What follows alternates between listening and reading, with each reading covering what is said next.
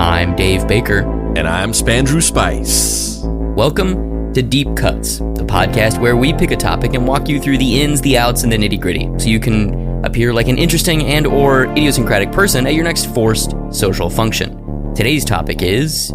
George Herriman and Krazy Kat. Who was George Herriman? Well, he was often considered one of the most influential American cartoonists of the 20th century. Herriman was the creator of the long-running comic strip Krazy Kat, a surreal and innovative series which attracted the attention of intellectuals and critics alike. He was also a humble, self-effacing man who kept his personal life largely out of the public eye. Despite this privacy, however, the body of work he created can be read as a private journal of sorts, documenting the emotional burdens which hung heavy on his conscience, knowing that he would lose his livelihood if his true racial background was ever discovered.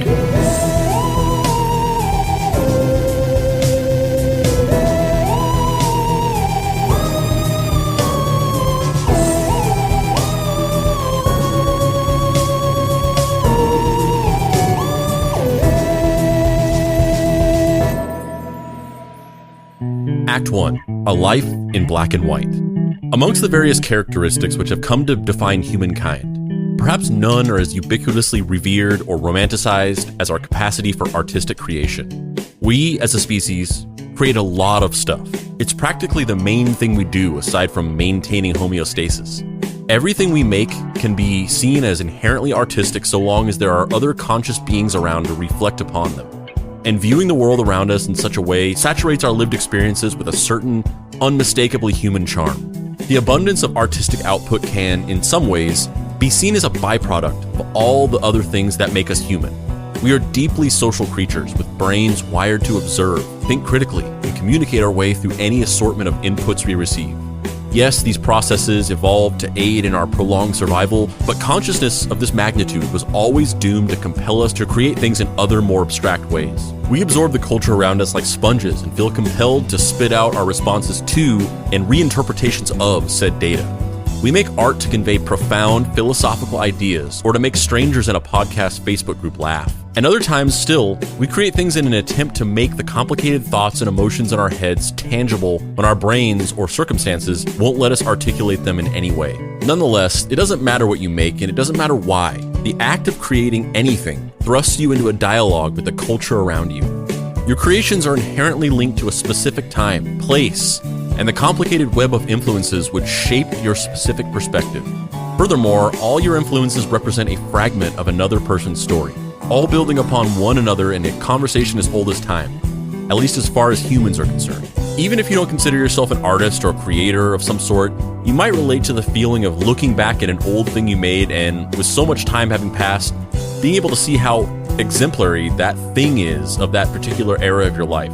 Like reading an old essay and realizing how the cadence of your writing was clearly attempting to emulate the writing style of the books you liked at the time, or realizing how certain stylistic elements of your childhood doodles were clearly influenced by cartoons you grew up with. We inherently put a lot of ourselves and our experiences into our work, whether intentional or not. We imbue our creations with abstract, disjointed fragments of our life stories and cast them out into the cultural ether for someone else to pick apart and reconstruct if they so please. Often these bits of culture we produce are all we leave behind, outliving us and most likely losing bits of context in the process. However, sometimes a single fragment of unknown context is discovered which reshapes how the work is perceived henceforth. Spandrew, do you remember the first thing that you made? Like the first thing that you actually created by yourself? Yes, I think. If there's something that happened before this, I'm blanking on it, but the early, I mean, I used to draw. I have no specific memory. I used to draw stuff all the time, but I don't remember any specific thing that I ever drew. There's no thing oh, I drew this and it was the first thing. The first concrete thing I remember was that I wrote a short story called The Haunted Museum, and it was basically just a Goosebumps ripoff thing. It was maybe 10, 15 pages, and it was very much just in the style of a Goosebumps book, and it was about a kid and his friends who go to a museum, and there's a weird there's a wax statue of this weird monster, and they're confused about what it is because the museum is it's a natural history museum, so it's all like real animals, like statues of real animals and stuff like that. But then there's this weird like creature that's like a monster that's not real, and they're like confused about why it's there because it's not a real animal. And then they like ask what it is, and then like the museum curator or the museum director is like confused about what they're talking about, and he's like, that's not here or whatever. And so they're like, what? And then the thing comes to life, and they get locked in the museum, and it chases them around, and then they defeat it by playing a tuba for some reason. Like that was the resolution, was they play a tuba, and that it like kill. I think it was probably inspired by like Mars Attacks. Like it like makes it go crazy, and then it turns back into a wax statue or something like that. I'm pretty sure that's like the earliest thing I can remember having made creatively. That's like I have a specific memory of what it was. Helicopter. Oh my God, you built a helicopter? That was your first creation? Yeah, I built a helicopter. Can you believe it? The first thing I think I remember making is, I mean, I've drawn ever since I was a little kid, like really, really young. But I had these like, it was like a stencil. It was like a blue stencil of like a silhouette of like a blocky figure, almost kind of like a Lego silhouette, but it wasn't a Lego thing. And I would trace that onto a piece of paper. So I'd trace the silhouette, and then I would add guns or pirate hat or pants or whatever onto the silhouette. And I would make these little stories where I would like have the various little silhouette people like be it fighting each other or going on adventures or whatever. And my mom tells this story where one time I came into the kitchen like really early in the morning, and I was like crying. I was probably like maybe 5 or so, maybe 4. I don't remember. But I was really young, and I was crying, and she was like, "What's the matter? What's the matter?" And I was like, "I don't think I'm ever going to be able to draw without using this stencil. How am I going to be an artist one day if I only can draw using this stencil?" She was like, I think you'll probably figure out a way to do it without the stencil. I'm like, no, I need the stencil. Yeah, so I drew like, I filled up books, like whole books of these weird stories of just like pirates and spaceship guys and whatever with those stencil drawings. George Joseph Herriman III was born in 1880 in New Orleans, Louisiana. He came from a family of French-speaking mixed-race Creoles. Documentation shows that they were considered free people of color. His parents and grandparents were reportedly very active in the early abolitionist movement and were surrounded by others who supported black rights movements throughout the late 1800s. New Orleans had become a hub of free black activism for voting rights at the time, and the Herrimans found themselves at the center of it. They were involved with an integrated Masonic lodge and were friends with the founders of the first black-owned daily newspaper in the country, the New Orleans Tribune. His parents distributed tickets to political rallies out of their tailor shop in the French Quarter, and perhaps most significantly, biographers have found that his father and grandfather both signed a petition demanding voting rights, which was hand-delivered to Abraham Lincoln by friends of the Herrimans. And you know, this whole thing is kind of just dark, super dark and sad, because there was a lot of like black activism activity going on in New Orleans.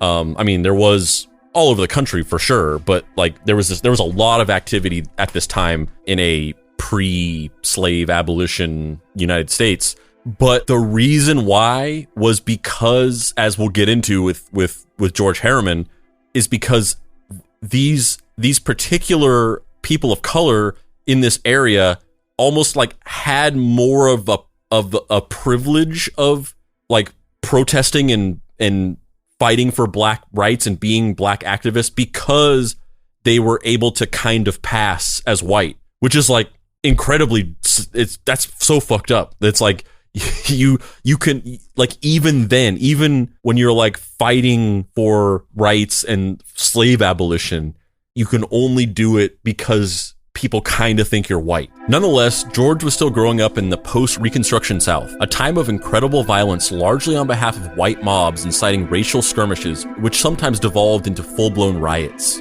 Though some gains towards desegregation were made during the initial Reconstruction, many were lost during the Jim Crow era. While a lot of detail is unknown about his family's experience at this time, it seems likely that these rising racial tensions would play a role in the family's decision to relocate to Los Angeles when George was about 10 years old. Having left a vibrant POC community and support network behind, the Herrimans reinvented themselves as white Americans in California, a decision common amongst lighter-skinned mixed-race people in an effort to improve their social standing and survive in white society, yet a decision that would conflict and isolate George for his entire life. Yeah, and we don't have to get too much into this, like we're here to talk about the life and career of George Herriman, and obviously some of this stuff is going to be, incorporated into that. But yeah, during this time, if you really looking back at the history of these things, it's really kind of shocking to see. I think a lot of us intuitively understand this, but when you really look back at the history of like just the concept of whiteness and like what it sort of meant during this time in like the early 1900s through the 1940s, as there was a lot of immigration happening and people were coming to the quote unquote, land of opportunity. The fact that, being white is not really, it's not a culture. It's not really an actual race. It's just kind of like it's like a tool of oppression where basically like you can be, if you're white, you are like in the elite crowd of people who are treated like human beings. And if you're not white, then you are second class citizens. And so there are all these different, ethnic groups who are basically like fighting to become considered white, and some people just couldn't do that because they just did not even remotely resemble being white. But then there were some people that could kind of they could become white because they were adjacent to what. But like even that, like most people don't have the resources to move across the fucking country, cut off all your friends and family, or at least downplay those connections while you establish new roots in a new place in order to soft reboot your life, or a really hard reboot your life, Yeah, I'm just like, I am now white, whatever, like this concept of just like, I've made it into this upper echelon of social class, and now I can be treated like a normal human being. But the trade-off is that you lose all connection with your own culture. Like everybody who has become white is just, you have no culture anymore. You have to like sever yourself from your culture in order to be part of this group. And a lot of people at this time in the early 1900s did that. And so now we're a people who just don't have a culture because our ancestors severed themselves from it in order to be a part of this group of people. In order to be a part of a power dynamic that wouldn't oppress them. And I think it's also like, we're going to talk a lot about this in the episode, but that idea of otherness, of race as a construct, of gender as a construct, of trying to appease a power structure while also being guilty about being assimilated into that power structure, while hating the power structure, while also understanding that power structure has given you a life, is all throughout George Herriman's work. Like, you can't say that about many cartoonists, and you definitely can't say that about many comic strip illustrators from the time period that he was active. But as we're going to discuss, like, he stands head and shoulders above a lot of people. Yeah, and I think we'll get into it later on, but like, honestly, if you're unfamiliar with Krazy Kat, or maybe you just have seen a little bit of it or whatever, I think if you really dug into some of the times whenever George Herriman like touched on racial issues, I think your mind might be blown at like, during this time during this time period in the country, I don't think that a lot of people think that things were being discussed in this way. And some of the racial like commentary and satire that he was able to like get away with in Krazy Kat, I think it, I think an average person would look at that and be like, oh my God, like I just never thought that people were talking about race in this way during this time. You have a specific idea of what happened back then. And even now, like if you look at some of the stuff with Krazy Kat and Ignatz, and their interactions and how those interactions evolve over time and what those interactions represent metaphorically, I think at its surface, it's very one-dimensional of like, it's a fucking cat and a mouse with a brick. And they're drawn in a very crude style sometimes. I mean, it's elegant, but it's elegant in the way that a power chord is elegant. where it can be written off as low or trash culture, but once you understand the inner workings of it, it immediately develops a deeper resonance, no pun intended. And the significance of Ignatz and Krazy Kat, their relationship and how it plays out in the strip, I don't think it can be overstated. I think it's influenced. I think a lot of people, especially in mainstream comics now, aren't really particularly aware of Krazy Kat in a tragic way. Like, I think it's kind of just like, oh yeah, George Herriman, yeah. Like he was kind of like Charles Schulz before they made all those animated stuff out of the Peanuts characters, right? It was like Peanuts 1.0 or whatever, right? It's like cute and there's like an animal and it was like really popular or whatever. But it's so much more than that. And the fact that one of the preeminent independent comics awards is called the Ignatz Award, I think it says it all right there. Yeah, for sure. I mean, probably a lot of people have no idea what Krazy Kat is, never heard of George Herriman, and yet like what it was, the Comics Journal like ranked it as the number one most influential comic of the 20th century. Yeah, like exactly. above all else. Yeah, like William Randolph Hearst personally was just like, here's a lifetime salary. Just keep making the comic. Even after it stopped selling and like didn't make any money really, Hearst, like, that guy was a piece of shit. But you know what? I can kind of forgive some of it because he just cut Herriman a blank check and was just like, keep making Krazy Kat for as long as you want to make it.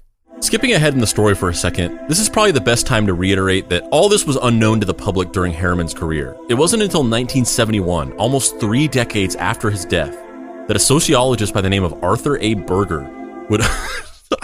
I don't know. I don't know why that was funny to me. It's not that funny of a name, but for some reason... It's almost a sentence, though. Yeah, Arthur A. Berger. A sociologist by the name of Arthur A. Berger would uncover a scrap of Herriman's family history while doing research for an entry on Herriman in the Dictionary of American Biography. Berger obtained Herriman's birth certificate from the New Orleans Board of Health, only to find that his race was listed as, quote, colored. This, of course, confused people and led to a resurgence of interest in his work and himself as a figure, since he had been largely forgotten by the general public by this time. Further research found that the 1880 census of New Orleans listed his parents as, quote, mulatto. And over the years, biographers would continue to delve deeper into his family's history and interview any living person they could find that knew Herriman in life. Despite this, however, we still only know bits and pieces of his personal life, like how he always wore a hat to hide his hair texture, or that people referred to him as Greek simply because his friend and fellow cartoonist Tad Dorgan nicknamed him the Greek, after not knowing what else he possibly could be. We're going to get into this, and this is all premature, but just going back to the idea of being stripped of your culture and kind of divorcing yourself from your heritage and everything about you as a person, in order to like be accepted into this fake group of people, so you can be treated like a human being. What makes it even more sad is this idea, and it kind of goes back to what we were talking about with Henry Darger, of this idea of like not being given love until after he was dead. He sought it for his entire life and then was only given it posthumously. That this also just strikes me as kind of crushingly sad to not have anybody know your identity until you're dead. Yeah. Like, yeah. To really like, and that's interesting you phrase it that way, because I kind of hadn't thought of the lens of Krazy Kat as obviously I don't want to say too much because we're going to talk about the strip a lot later, but like a quest for a cultural understanding of oneself is a pretty apt yet pithy logline for the strip. Like, it really is Herriman looking inside and examining, what am I? What are these labels that have been given to me? Do I agree with them? There's a very famous Krazy Kat strip where they and them, where Krazy Kat and Ignatz are standing next to each other, and Ignatz goes, "Krazy Kat, I've noticed in some of these strips," which is also meta right there, that the characters are aware that they're in a comic strip. And Ignatz goes, "Krazy Kat, I've noticed that in some of these strips, you're referred to as she." And Krazy Kat goes, "Yes, that's true." And then Ignatz goes, "And then I've noticed in other strips, you're referred to as he." And Krazy Kat's like, "Yes, that's true." And then Ignatz goes, "Why is that?" And Krazy Kat says something to the effect of like, that's life. And it's like a pithy little like, but it's also exactly what we're talking about right now. Yeah. And the way that you can explore that in specifically, like that's once again something that you might have your mind blown to find out that somebody was discussing gender in this way, even if it's in kind of a joke, at that time. Like, you wouldn't think that that's like in your mind, you're like, yeah, they didn't talk about the spectrum of gender back in the 1920s or whatever. And I think many people would have their mind blown. I think that happens a lot. I think sometimes you read old books and you're kind of shocked by how contemporary some of it seems, where you're just like, I never thought of the fact that people would be talking this way back in the 20s or the 1800s or whatever.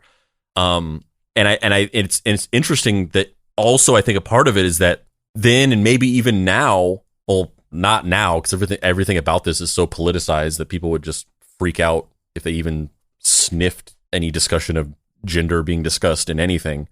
And especially if it was in a comic, they would accuse somebody of like trying to indoctrinate children or whatever. But like prior to this politicization of this, the like comics is kind of like the perfect medium to discuss these things, because you can talk about these things in a way that's a little bit agnostic of trying to make some kind of sociological point, and you can kind of discuss these things freely and fluidly without having any kind of preconceived notions put upon them. And it's fascinating because I just was seeing something the other day where somebody, I forget what it was, but somebody was talking about the fact that Mickey Mouse is not a real mouse. He's a cartoon character that looks like a mouse. And something about that just like, I just never thought about it that way before, but cartoon characters are just truly free because of the world that a cartoon character exists in.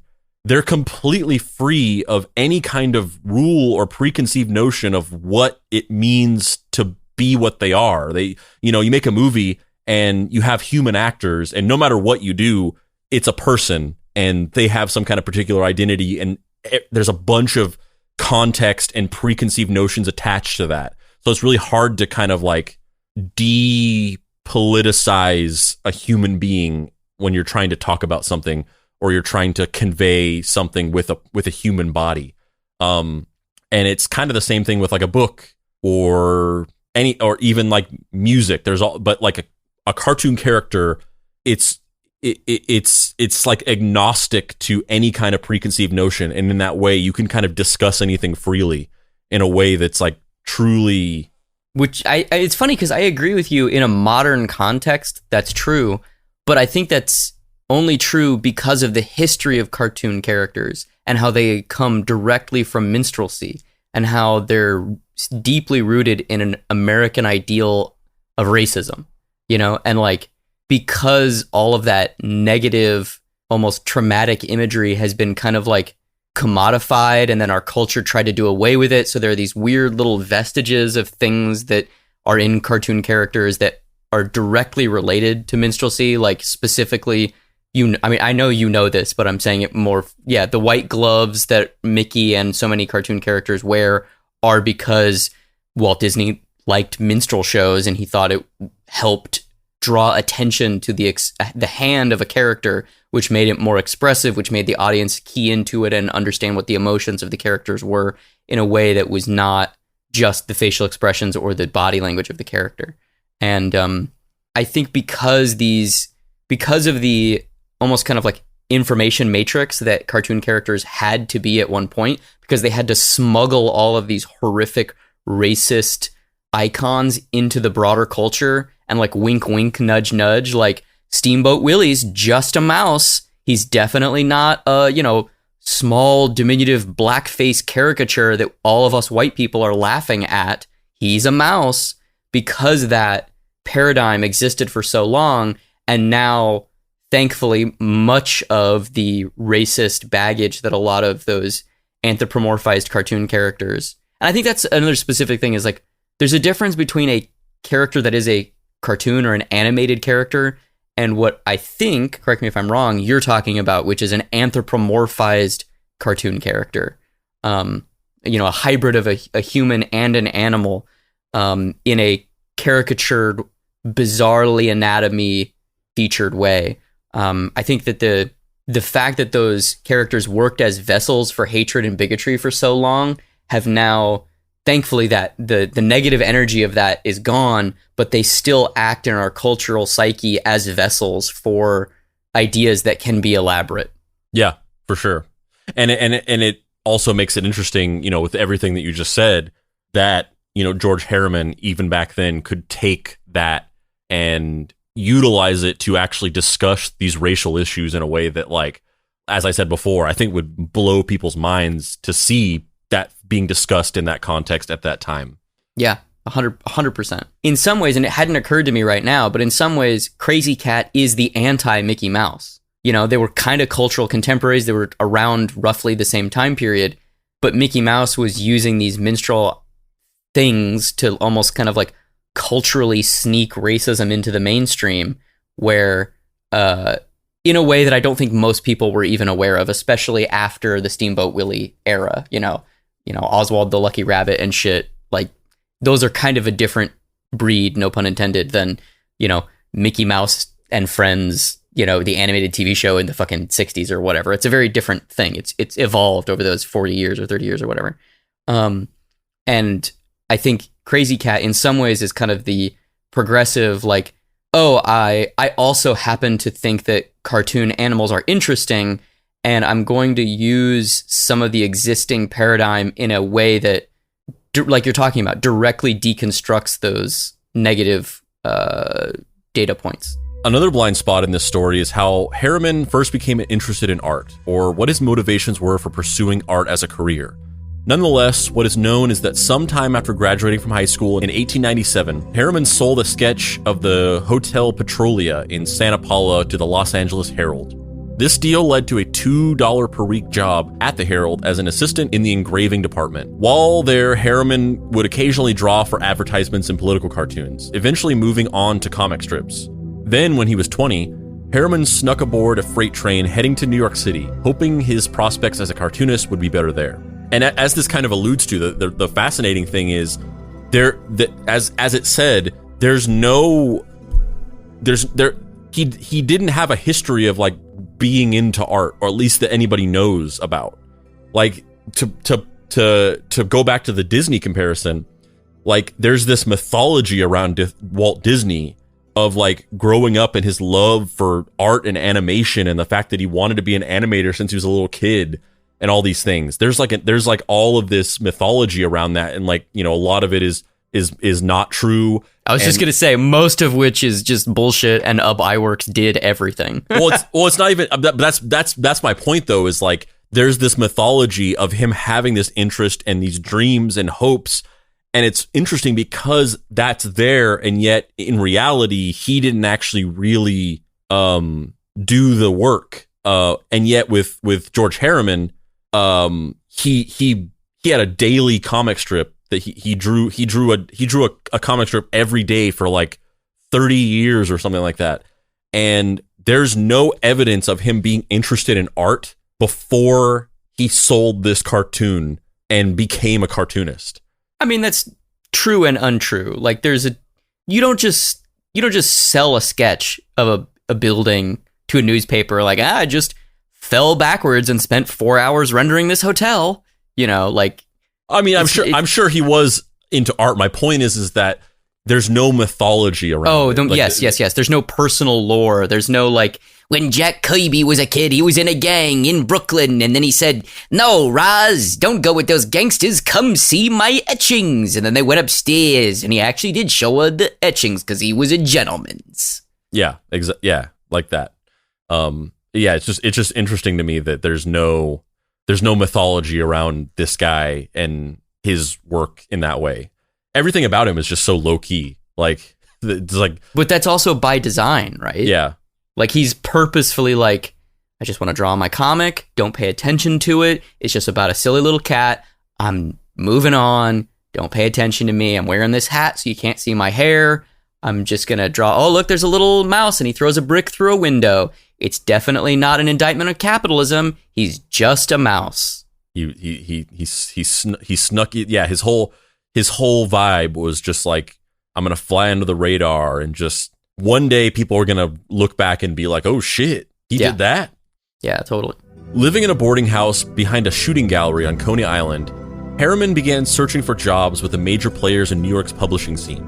He quickly found work making a comic for a Hearst paper titled Maybe You Don't Believe It, where he rewrote Aesop's fables, though he was quickly let go. Soon after, Herriman managed to get his foot in the door with Joseph Pulitzer, where he began working on a variety of new characters in various strips for the New York World. In 1902, after 2 years of magazine and newspaper work in New York, he began his first strip focused on a recurring character, Musical Mose.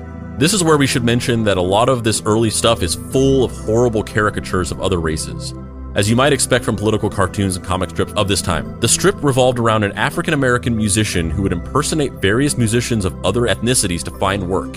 Yet despite his musical prowess, the strip would end with Mose facing repercussions once he was found out. Which makes so much sense when you know, like on the surface, it's just a shitty white dude being racist. And then once you know the real story, it's like, oh man, that's brutal. Yeah, it's just him being like, I'm living this. Yeah, brutal. Oof. Yeah, this is oh my god, this is straight up blackface. The title of this episode of Musical Mose is Don't read it. Don't do it. No, don't do it. Yeah, it's bad. Let's just say that. I mean, come on, that's not fair to the listener. Like, we're not saying this is good. Like, okay, do it. The title of this strip is Musical Mose Impersonates a Scotchman with Sad Results. Which that sounds like a clickbait headline. Well, that's kind of what this was, right? This is like the 1902 version of a clickbait article. So the first panel is Musical Mose, who's a horrifically caricatured blackface Sambo illustration. He's standing there holding a bagpipe, wearing a kilt and some sort of ill-fitting hat, and he's talking to a woman who also is a horrifically caricatured racist drawing, and she's saying, "Isn't yo rather dark complected for a Scotchman?" And Musical Mose is saying, not so very musical. Not so very much Sal. Sorry, I misread that because the lettering is really rough. Yeah. So the next panel is Musical Mose like walking and playing the bagpipe, and his word balloon says, God, what does that even say? Here am who charms de window Marlowe? That what that says? Widow Marlowe? I think he's supposed to be like charming somebody from a window, maybe? I don't know. And then the next panel is like you're seeing a courtyard, and there's two white people leaning out of the courtyard, and there's like music coming over a fence, and the two white people are saying, "It's a Scotchman, laddie, and his bagpipe. Ah, such a lovely musical. Let's go listen to it." Then we're at the door of the little fence thing, like the gate, and they're leaning out, listening to the music, and oh God, one of them is saying it's an N-word, but they're not saying N-word. I don't want to read that though. And then the next panel is them literally stomping on Musical Mose, and one of them is shooting him in the face with a fire hydrant, and it says, "Scotchman, are ye? How do you like these, Scotty?" And Musical Mose is crying out something that's like, "I wish, what is that? I wish man color would fade." Is that what that says? The letters are really bad, so I can't really tell what he's saying. Now we're back at his home, and Musical Mose is sitting in a chair holding his hand to his face. Why is his hand that big? Dude, look at his hand. His hand is like a foot long. For some reason, Musical Mose's hand is giant in this panel, and he's like covering his whole face with it. And his girlfriend says, "Why didn't you impersonate a cannibal?" And then he says, No, scotch for me. Oh, no mo scotch for me. Yeah. If I didn't know who George Herriman was and didn't have the context of this, I would be not a fan. Yeah, and also going back to the Winsor McCay episode, just these comics from back then, they just had these like weirdly specific concepts to them. Like, you know, that Winsor McCay Winsor McCay comic where it's like every strip somebody eats bad steak and then like has a weird dream. Tales of a Rare Bit Fiend. Yeah, and that's the concept of every strip.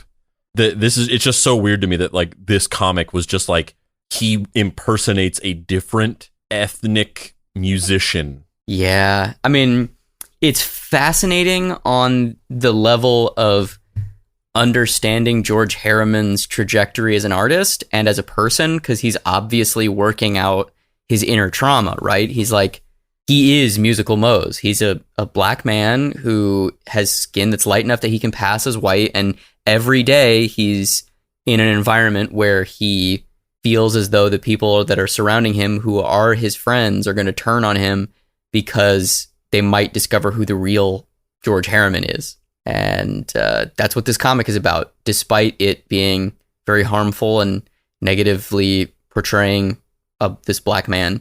Context is key. I hate saying that, but like, you know.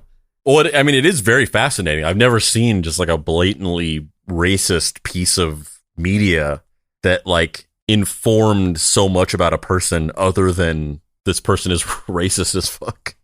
Well, yeah, especially because it's like triple layered. It's a comic making fun of black people made by a white person who's secretly a black person who's pretending to be a white person. It's the fact that there aren't like PhD papers being written on the psychosis of what that must do to you to be trapped in that shell. I mean, you can just see the trauma, you know, like that's what this strip is. It's him at 22 years old, not having a vocabulary or a nuanced way of processing that pain and doing it in a very, quite frankly, a very obvious way. Like he's not even subtle. Like Krazy Kat is interesting because it's subtle. This is just like the worst version of Krazy Kat. Yeah. Hope nobody finds out I'm black. Yeah. The strip. Hope nobody finds out I'm black. What'd you say, George? Oh no, I was just talking about my new comic strip I'm making. Yeah. I'm really terrified that all of you racist white people are going to fucking murder me once it comes out what my true heritage is. What? What did you say, George? Oh, I'm just talking about my new comic book script that I'm working on. I'm really terrified of what all of you white people are going to do when you find out my actual racial heritage. It's totally that's a knee slapper, George. I love that idea. Yeah. Oh God, that's so funny. Can you imagine if you weren't white? God, we'd probably have to kill you, George. The world is a vampire, or so I've been told. Twist ending. Billy Corgan also black. Yeah.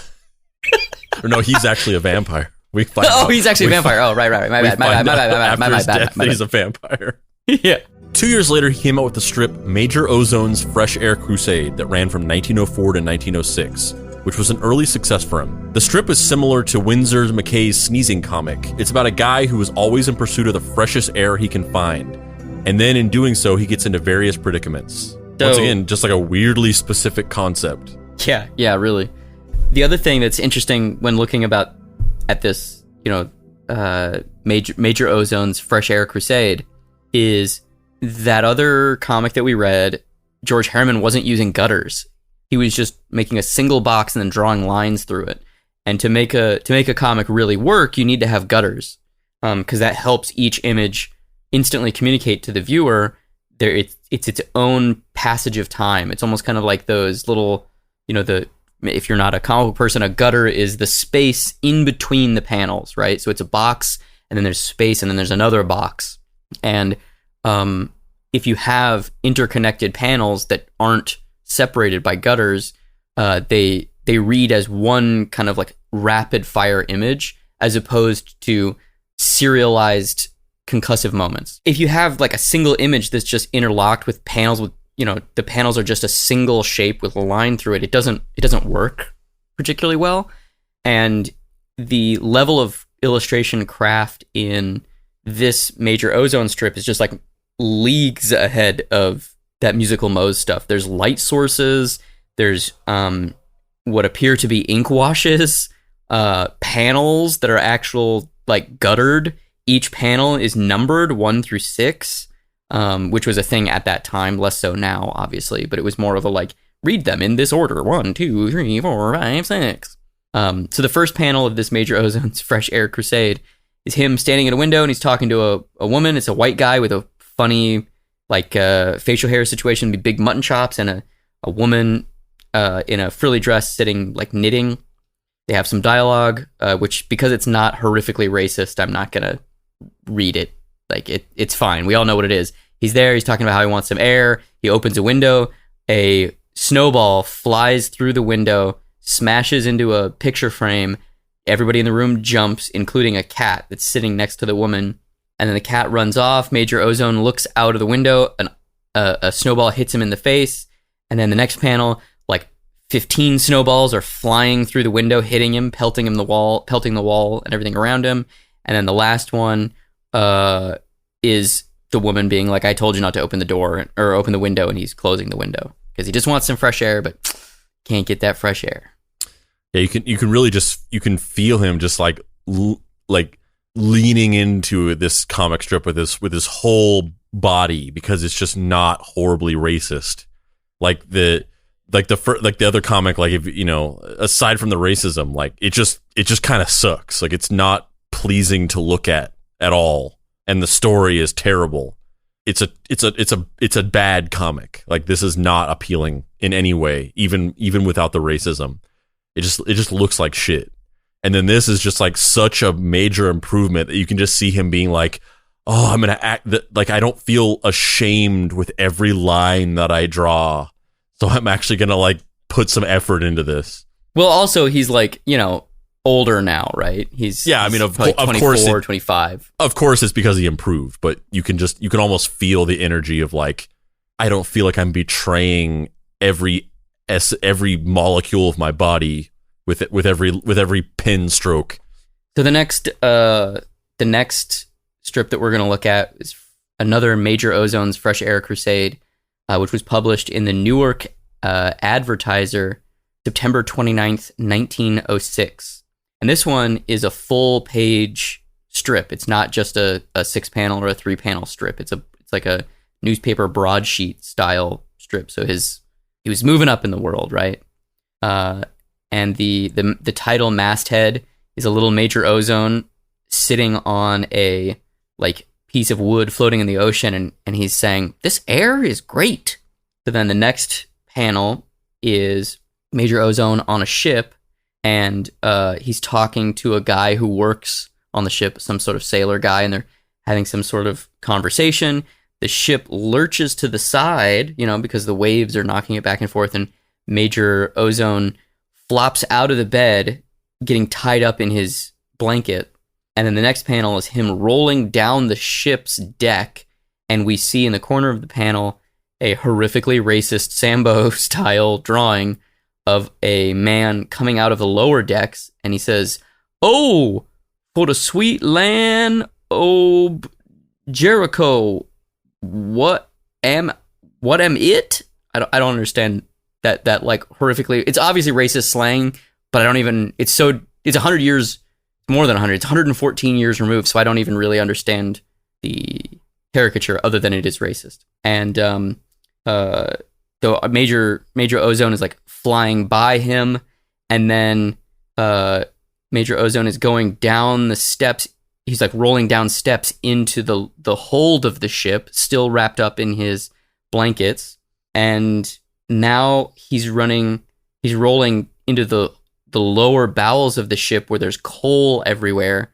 And Major Ozone's careening towards it, still wrapped up in his blankets. Next panel, he's going headfirst into all of this coal, still wrapped in the blankets.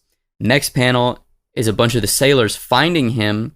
He's sitting on a pile of coal. His face has been blacked out. And one of the pirates, sailor guys, is saying, "Captain, I'd like to report a stowaway." And then the next panel, the last one, which is the punchline, is Major Ozone being put to work in the ship's furnace, throwing coal into the furnace. Obviously, the joke being that, like, because he got covered in coal, all of these fucking sailors think he's black. Yeah, so the concept of this comic is that in Major Ozone's eternal quest for finding fresh air, unfortunate things happen to him in every comic. And in this one, the unfortunate thing that happens to him is that people think he's black. Yeah, I mean, the easy way and the incorrect thing to say here would be like, man, this George Herriman guy is really stuck on his racial bigotries. This guy's obviously a fucking racist. And in fact, it's the exact opposite. It's somebody trying to reckon with their entire life being and identity being stripped from them by the power structures of our racist country, and then regurgitating that out through artwork in a very weird, fucked up way. Yeah, and it's real. I mean, this is years later from the other one, and it's really fascinating this is a very extreme example, but with every artist, you see this where you might recognize themes, you might recognize recurring motifs, or maybe you don't. Maybe you don't even recognize them, and then one day you learn something about that artist, and then everything just like snaps into place, and you're just like, you're like, oh my god, like the way that everything suddenly makes sense is like gives you whiplash. And this is like one of the most extreme examples. One of the goofiest examples, of course, is like the whole thing that is like a joke at this point of like, oh, like Quentin Tarantino has a foot fetish. And then you look back and you're like, oh yeah, there's all these shots in all of his movies where it's like a shot of a woman's foot for like a weirdly long amount of time. And this is like that on like crack. Yeah. No, he's not hurting anybody with his foot fetish. Yeah, except for like people who like their family was murdered by a foot. Oh yeah, that's of course a giant monster. Yeah. How could I have forgotten in the athlete's foot wars of the 2010s? My bad.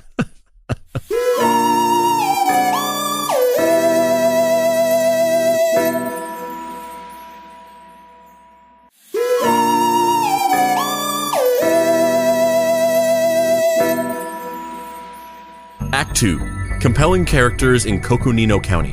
Herriman's most famous characters, Krazy Kat and Ignatz the Mouse, first appeared in his 1910 comic strip, The Dingbat Family, also known as The Family Upstairs, and was published in the New York Evening Journal, a Hearst paper. The strip focused on a family's futile attempts to get back at their nosy upstairs neighbors. Though the strip was not highly regarded, the shenanigans of the cat and mouse Herriman used to fill space at the bottom of each scene proved quite popular. As such, Herriman began giving these characters their own mini-strip of thin panels underneath the main strip. Alright, so the panel is man sitting and reading a newspaper, and his wife is walking towards the window. There's water leaking out the window. She leans out the window. Water pours down. The old man's like, hey, what are you doing up there?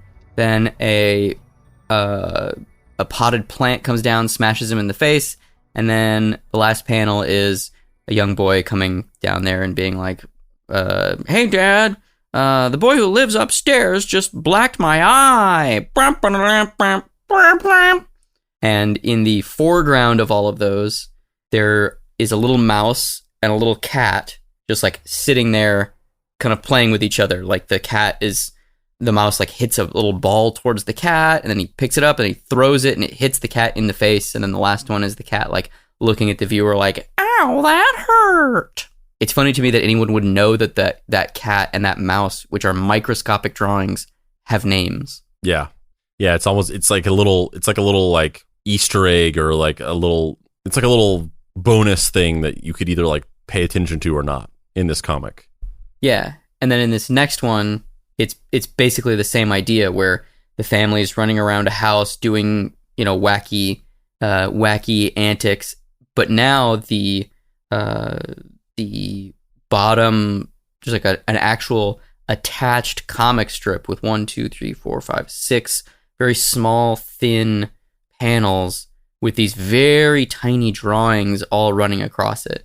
It really is like the equivalent of like a TV show's like backdoor pilot or something. Like, he's just like, I really want to do this cat and mouse comic, but I guess the only way I can really do stuff is by doing a wacky, these people hate their upstairs neighbors comic, and then just like slowly over time being like, I really don't give a shit about this neighbors slapstick comedy. I want to do more of this cat and mouse stuff. Yeah, and then it just like, it literally like takes over the comic, because like you said in the first one, it's like at the bottom, and it's like almost kind of like there's some kids book that my kids have where like the book is like, it's called like How to Babysit Grandpa or something like that, and the story is like a grandpa comes over to babysit a kid, but it's from the kid's perspective, and he thinks he's babysitting the grandpa, and it's like him giving you tips on how to babysit a grandpa.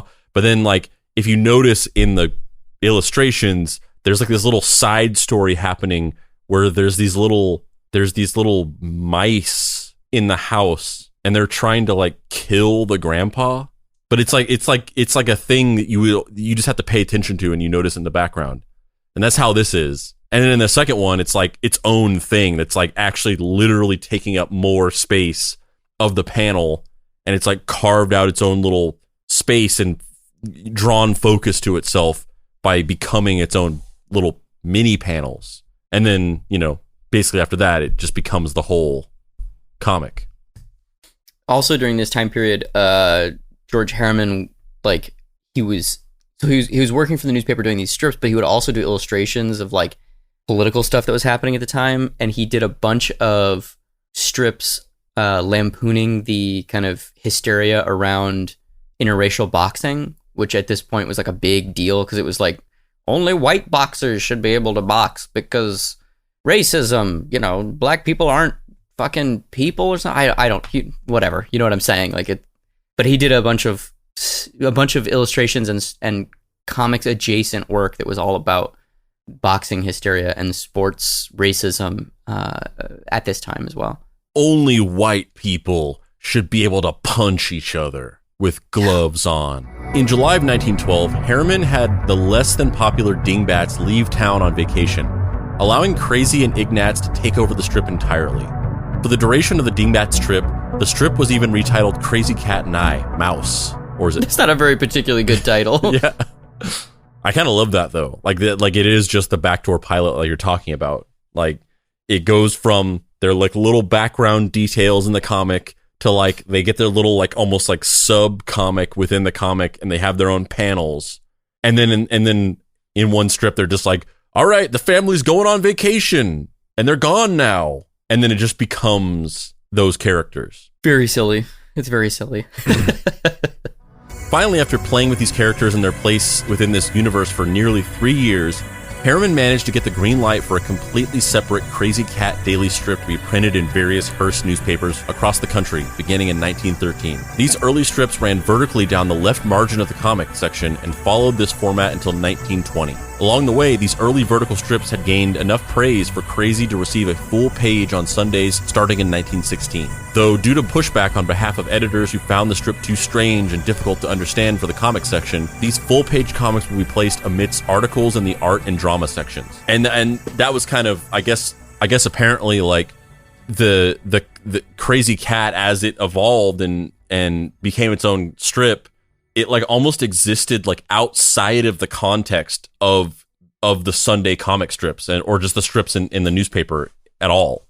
Like it was almost its own thing to the point where it had its own like placement that wasn't amongst the rest of the strips, and it just wasn't like it was never like established as being like just another one of the comic strips. It was almost its own thing, and not necessarily highfalutin way where it was like this is better than all these other strips. It was almost kind of put there as like this is like a weird and not popular, but because of that, he was able to do interesting and experimental things and have a lot more freedom to just kind of like be weird with it in a way that a lot of these other strips just, I don't think, probably had the freedom to do. They were locked into like, people love fucking whatever. I don't what people do love whatever. Yeah, that was one of Winsor McKay's most popular. Yeah, that's where it follows a family that's like searching for the salve to their existential loneliness, and then end up just falling into a swimming pool every episode. So we're gonna take a look at this Krazy Kat, which was published in New York Evening Journal, October 28th, 1913, and it's titled Krazy Kat. Ever meet a Wattler? Krazy Kat's walking up to Ignatz, and they're saying, I am now what is known as a Watler, Ignatz. And Ignatz goes, oh, a Watler, hey? Well. And then Krazy Kat says, oh, most surefully, yes. Oh, most surefully, you see. Suppose me and thee made a meetings on a corner. And Ignatz goes, yeah? And Krazy Kat goes, and me would say to thee, Ignatz old Topsy, what'll he have? And Ignatz goes, clever.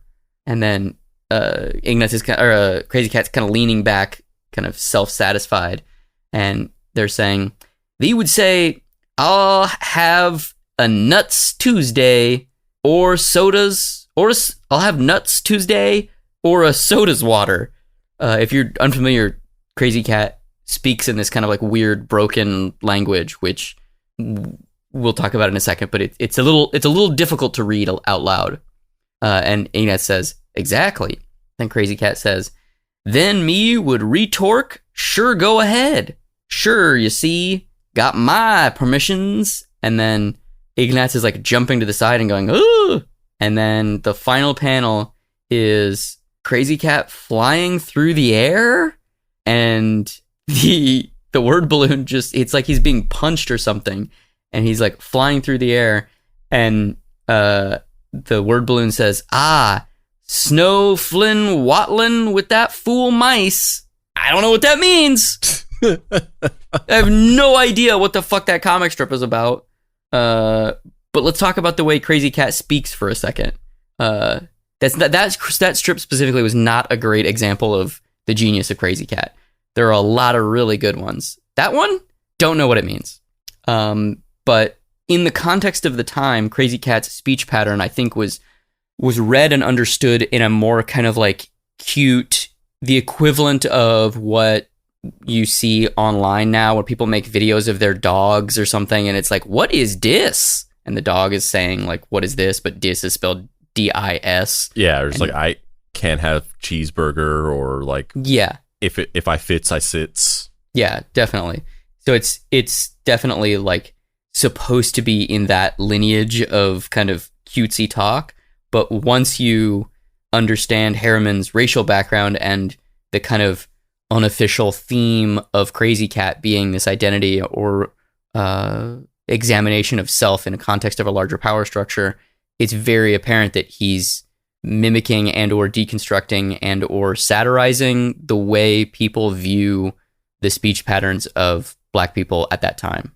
Yeah, but like even like it's like even deeper coded than it, you know, because it's like before it's like he was a person of color posing as a white person, making racially charged comic strips in the way that a lot of white cartoonists did at the time, but secretly he was actually kind of like externalizing his own inner struggle within the context of this trope that was utilized by actual white cartoonists to further racial stereotypes. And then this is like even further coded of that, where he moves away from explicitly making these racially charged comics, and instead he codes the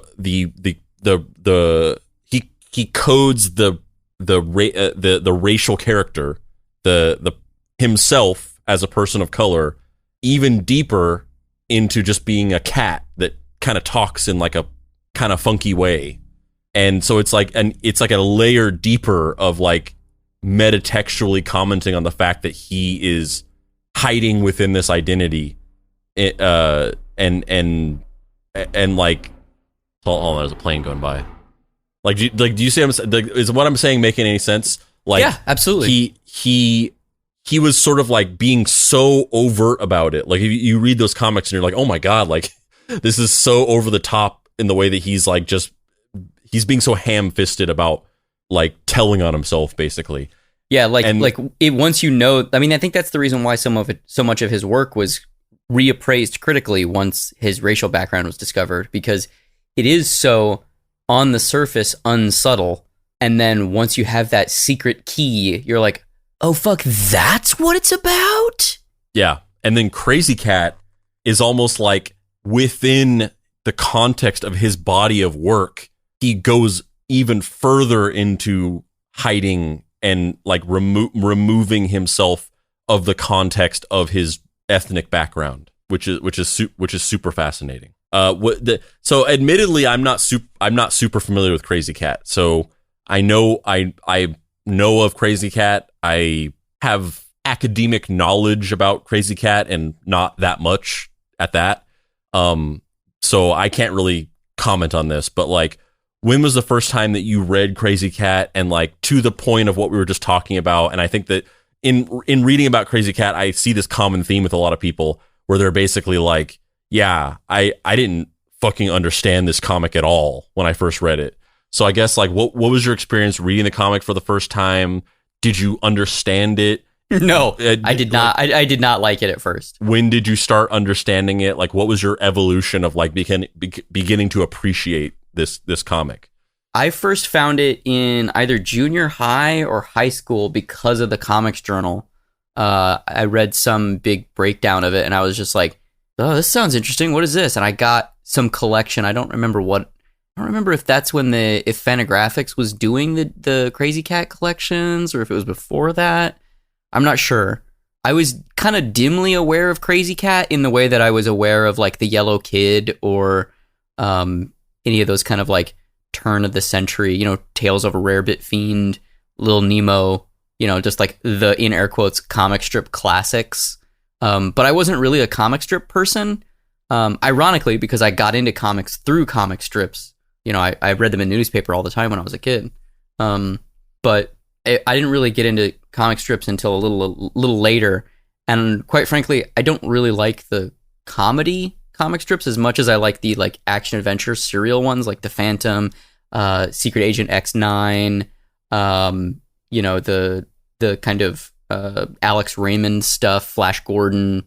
The Tarzan strip is really great. The Al Williamson stuff. I kind of came in that way where I rediscovered an appreciation and a love of newspaper strips through the adventure serials or detective serials or whatever stuff, the action strips, Modesty Blaze, the James Bond strips.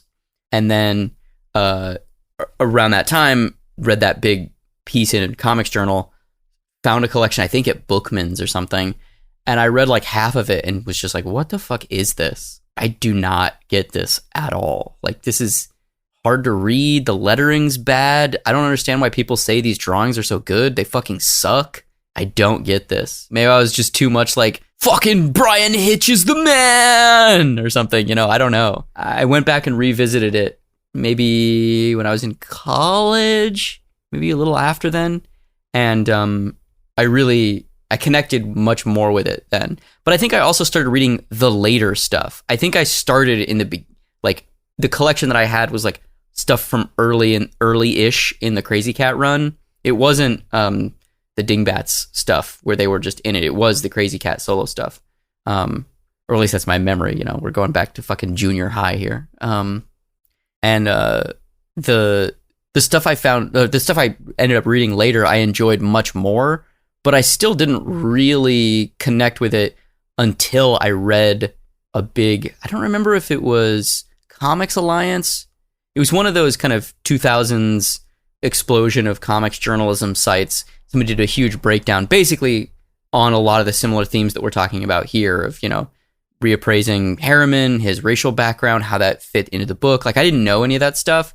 And once you know that stuff, for me, that was a big entry point into the work, and I could really like get the joke in air quotes. I understood the metaphor more, and even the stuff that was weird and didn't really make sense, like that last one where you're just like, I don't know what's happening here. I found it charming on almost like reading someone's diary level. So that's kind of basically what I was expecting you to say broadly. So which leads me to my next question, which is I love the idea that you plot out these episodes like in your head. You're like, okay, I'm going to ask him this here. And I think that he found it in, and so like, you're like chess moving us through the podcast. But that all being said, kind of similar to what we've talked about in some of the Outsider Artist episodes. We talked about this in a big component of the Shags episode, where we said, like, or at least Andrew said, that a big part of appreciating the music of the Shags is knowing the story of why the music was made and some of the trauma that went into the creation of the music. I mean, that's 100% what this is, like 150%. Yeah, which is the question I was going to have is, like, do you think that component of understanding in retrospect the very fact of him hiding his racial background and how those things were externalized in his work, is that a key component to appreciating Krazy Kat? I don't know if it is for other people. I think it's very, Krazy Kat is a kooky comic book or comic strip that is of a certain time and era, and if you like that stuff, you probably will like it. I personally am just not as into that stuff. Like, I don't particularly like Pogo, or I'm not really into fucking the Cats and Jammer Kids. Like, that's just not my speed personally. But they're very popular, and they've been popular for 100 years. So obviously, I'm wrong on a certain level in that they are good, because people love them. But it's just not necessarily my speed.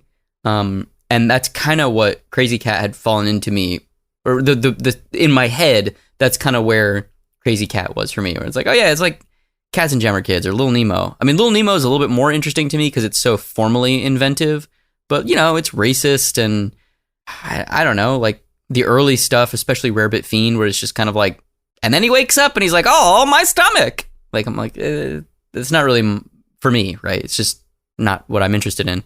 But Little Nemo gets more interesting the deeper it goes on, because it's obviously Winsor McCay working out his interpersonal traumas and his struggles, and it's so strange and abstract. And yes, it is racist, but it's racist of the time, and it's interesting to see how people processed the horribly virulent racism of the 1920s, and it's interesting on a cultural level. And then it's even the stuff that his son did is really interesting to me, because his son took over the strip after his dad stopped doing it, which is just so sad. It's just like, I want so badly to be an artist, and the only way I can do it is by following directly in my father's footsteps, and then it fails. Like, it's fascinating. It's really, really, it's Shakespearean almost in scale and scope. And without the context of, all art is about context, right? All art is about the environment in which you're receiving the information. And I was like, oh, yeah, this is fine. Like, sure. I appreciate it for what it is. It was a popular strip for a long time. Good for you, George Herriman. Doesn't really speak to me. But then once you have that secret code of, oh no, it's actually someone's innermost trauma realized, like, writ large through this guise of goofy animals, like, that's everything I care about. Like, that's 100% like, Steve Gerber, Destroyer Duck. Like, I fucking love that shit. Which, if anybody doesn't know the story, the guy who created Howard the Duck had the character stolen by Marvel, / maybe he signed it over and didn't realize what he was doing, / definitely signed a contract with Marvel, and then when the character became super popular, was like, I should own a chunk of this, and they said no, and then he sued them for the rights. Depends on which version of that story you want to believe. But in order to pay his legal bills at a certain point, Steve Gerber hired Jack Kirby to illustrate a series called Destroyer Duck, which was a soft sequel to Howard the Duck about an anthropomorphized duck character fighting a giant corporate machine that ate ideas called Godcore. And he used the funds that comic made to pay for his legal bills to sue Marvel after the Howard the Duck movie came out, in order to try to get the character back and or have a financial stake in things. And they ended up settling out of court. But like, Destroyer Duck is the same thing. Like, on the surface, it's like, oh, it's just a knockoff Howard the Duck clone. Because Steve Gerber had done that multiple times. He did a character called Mickey the Rat, I think. Stuart the Rat, sorry. He did a character called Stuart the Rat after his first falling out with Marvel, which is just, it's a Howard the Duck riff with Gene Colan or Val Merrick. I don't remember which one of them drew it, but one of them drew it. The two artists who are largely associated with Howard the Duck. And like that book is not particularly interesting other than like, do you like funny animal comics? Because it doesn't have anything to say, right? It doesn't exist in opposition to something where there's a narrative around Destroyer Duck, and it exists with an express purpose of like, we got to get money to fucking take on God, which is why he's literally fighting Godcore. Yeah. And I remember you also told me that the Choochie Woochie strip didn't necessarily resonate with you at first until you learned that Tony Baloney was secretly two little kids stacked on top of each other wearing a trench coat, and Choochie Woochie, the boy detective, was basically him externalizing the idea that he was constantly hiding the fact that he wasn't an adult. He was actually just two children stacked on top of each other drawing a comic strip. Yeah. I mean, it's, I'm not going to lie, Spandrew, after everything that's happened, I don't really want to talk about Choochie Woochie.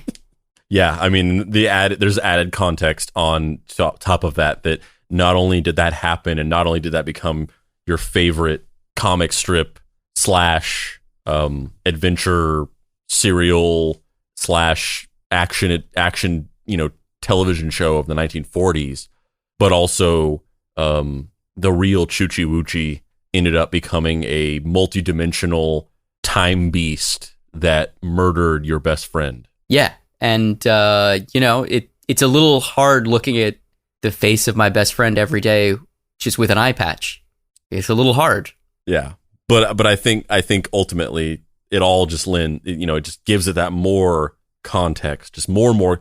The more context, the better something gets. So really the fact that Choochie Woochie came through time, merged with a disembodied spirit of sadness, and murder your best friend actually just makes those original strips just all the better. So by now you're probably wondering what makes Krazy Kat so special. And well, it's hard to say. For over 30 years, the comic followed a simple premise. Krazy is in love with Ignatz, the mouse, despite Ignatz's hatred of Krazy. Ignatz throws a brick at Krazy's head. Then, more often than not, a half-conscious Krazy will ramble about their love for Ignatz while Officer Pup, a police dog who loves Krazy, attempts to catch Ignatz and put him in jail. Though, as made clear the moment you lay your eyes upon these comics, reducing Krazy Kat to this seemingly toxic love triangle is doing it a major disservice. Set in the desert landscape of Coquino County, Arizona, Krazy Kat is best described as an exercise in ambiguity. The settings, much like the panels themselves, are in constant flux.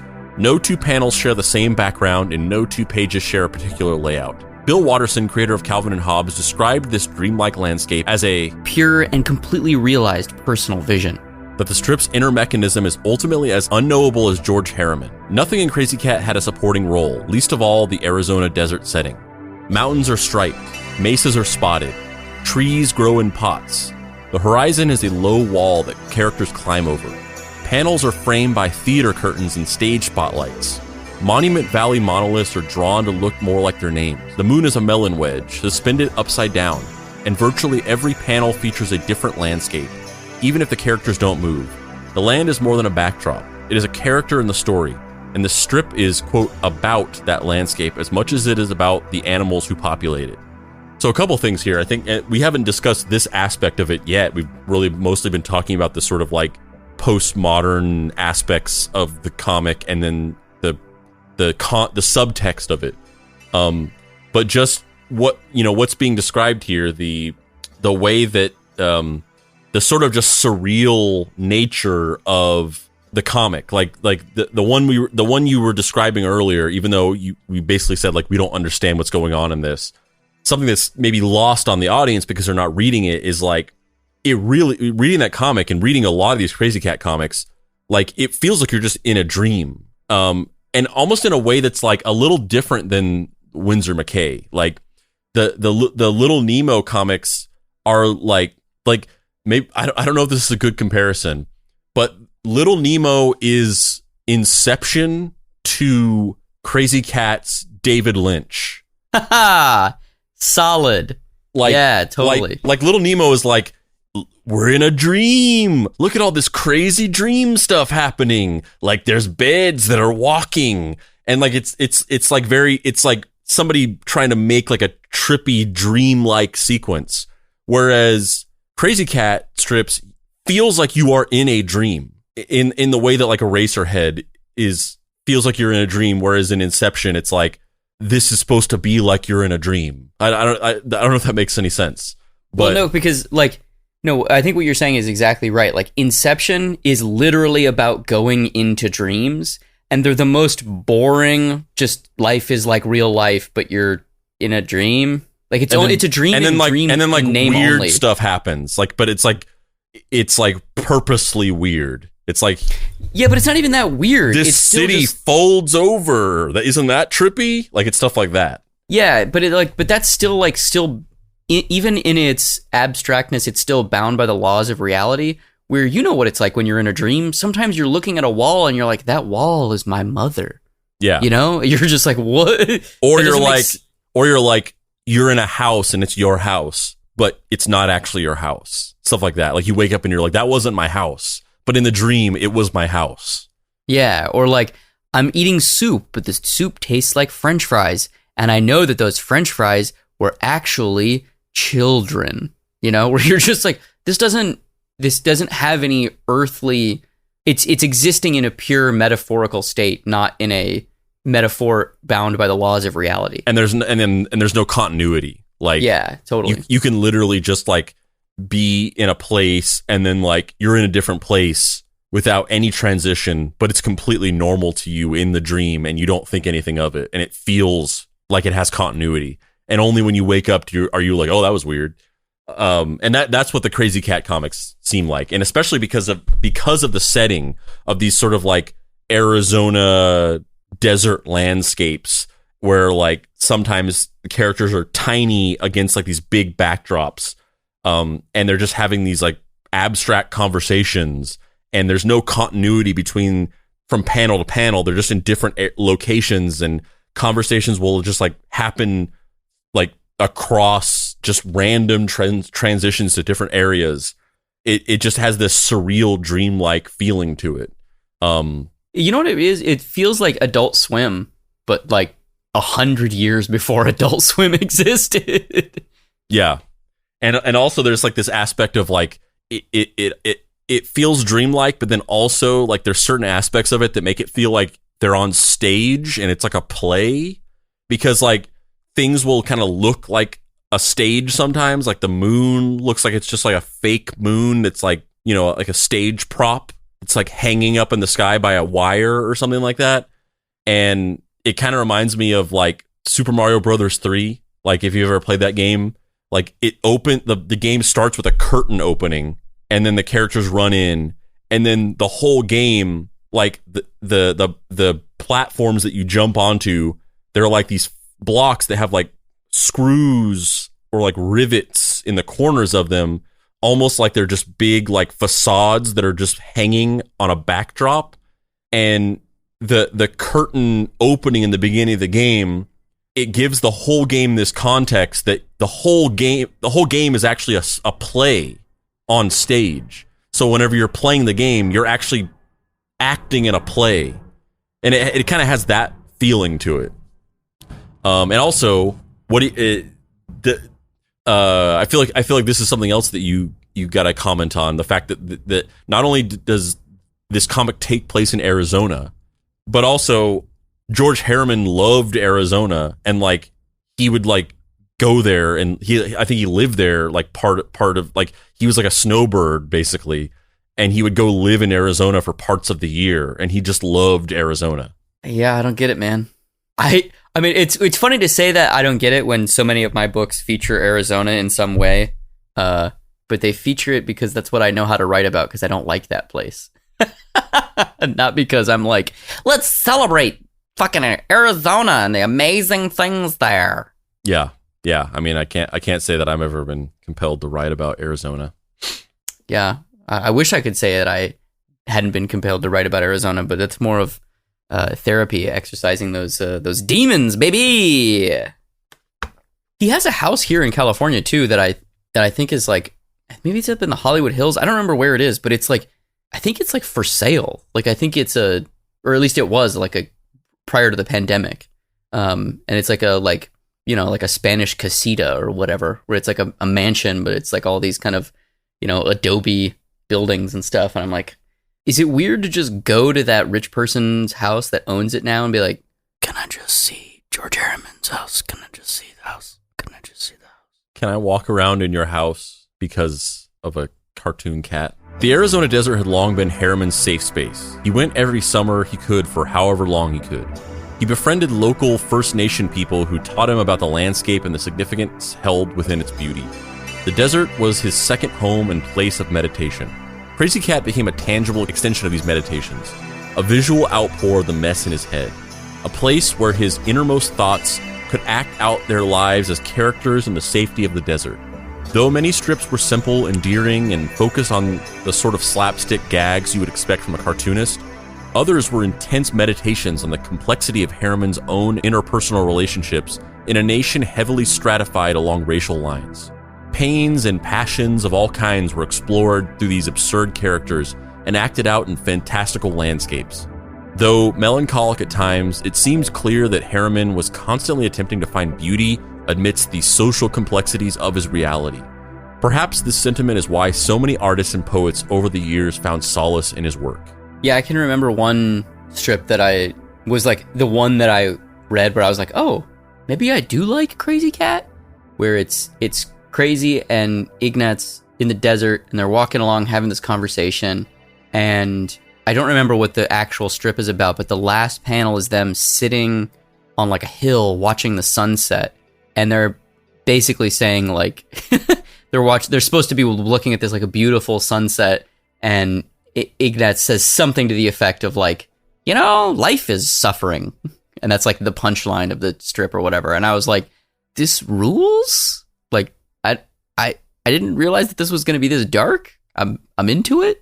Yeah, or at least that's my memory. It's so funny. It could be like that's completely made up, but my memory is that they're like sitting on an outcropping looking at the sun setting, and Ignatz is saying something to the effect of life is suffering or something along those lines. Yeah, and you can see, like, going back to Bill Watterson, you can see that influence in Calvin and Hobbes, because Calvin and Hobbes does the same thing where, like, obviously Calvin and Hobbes is a lot more commercial than what this is. Like, it's definitely experimental in its ways, but at the end of the day, like, each Calvin and Hobbes strip has a fairly coherent setup and punchline, and it's a lot about, like, relatable, familiar childhood experiences being re-experienced as an adult reading this comic strip.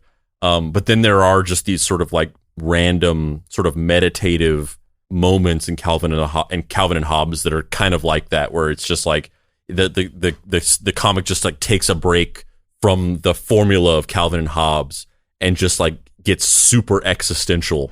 Writers T.S. Eliot, E.B. White, E.E. Cummings, and Langston Hughes were all devout supporters of Herriman's work.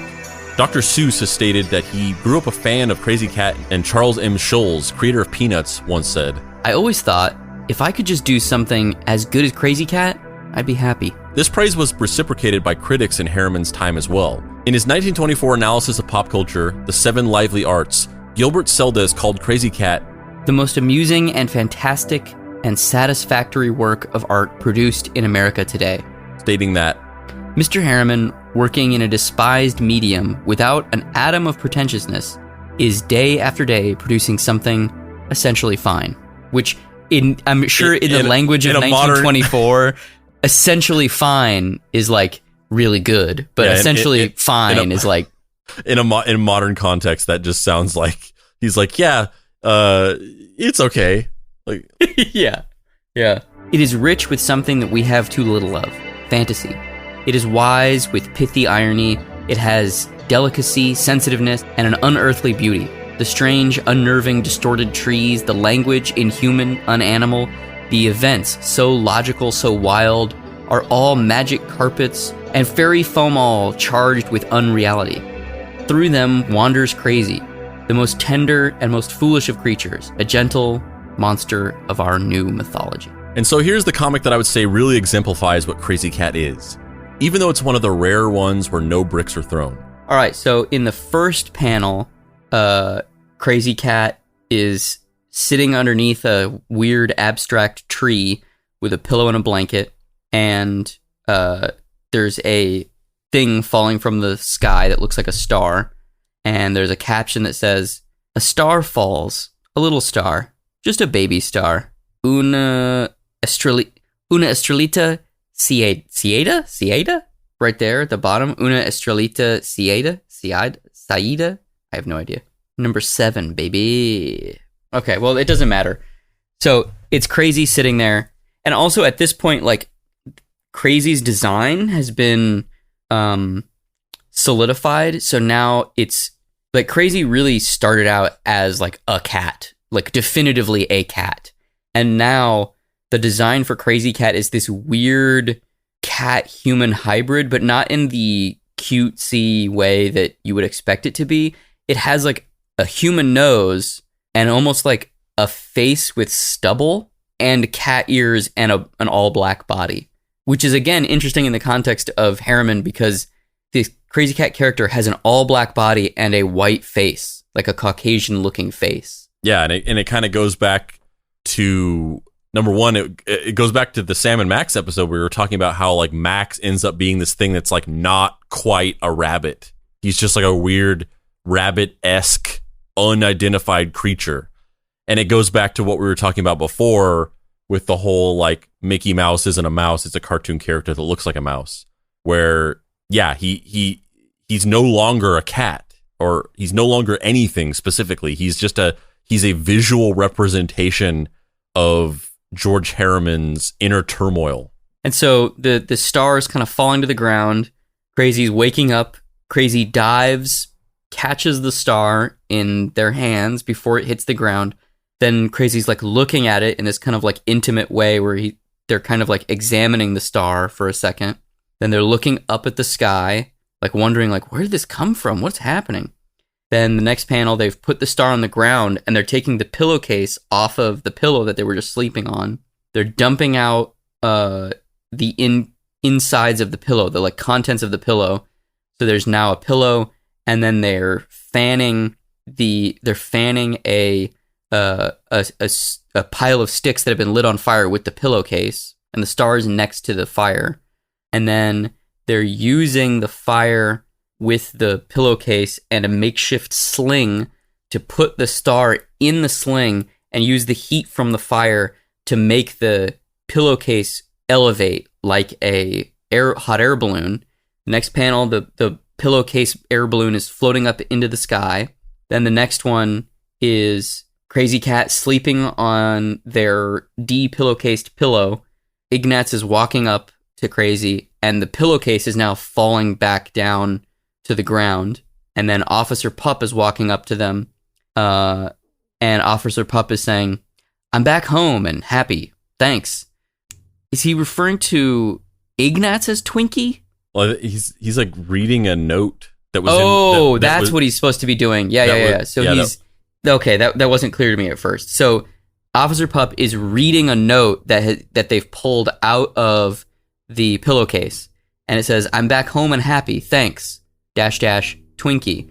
A note in the pillow slip from the sky, signed Twinkie. "I wonder if Krazy knows anything about this." And then Ignatz says, "Him?" And that's it. And then they're peering at each other through like a tube that goes through a brick wall. Yeah.